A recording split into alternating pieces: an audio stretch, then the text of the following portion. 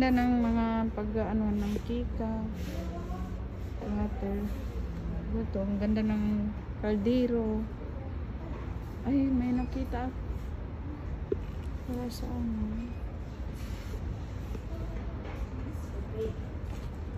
Pagbibik.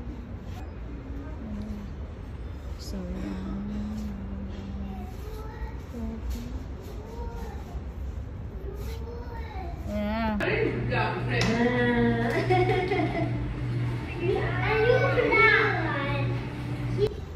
So, yan, decoration.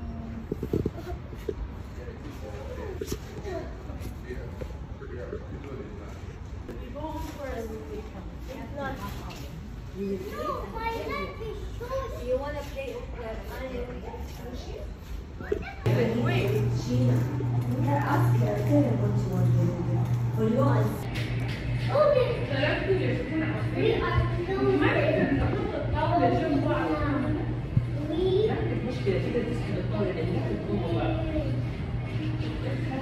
Ayan guys, pag hindi kami maglabas pa, magligpit muna ako ng damit niya kasi maglilipat na kami ng bagong bahay. So unti-unti na namin dadalhin doon yung mga kagamitan para hindi na kami mahirapan sa biglaan. So yan, nagliligpit na kami ngayon.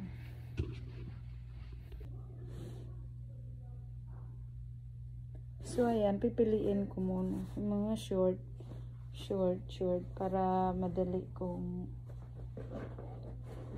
hanapin. Ito, short.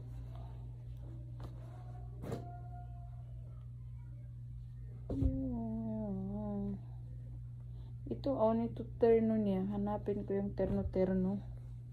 Gaya dito, may terno. Kuko kasi hindi na mahilig mag-short. Puro mahaba yung request niya. Yung trim. Yan, busy sa pagliligpit.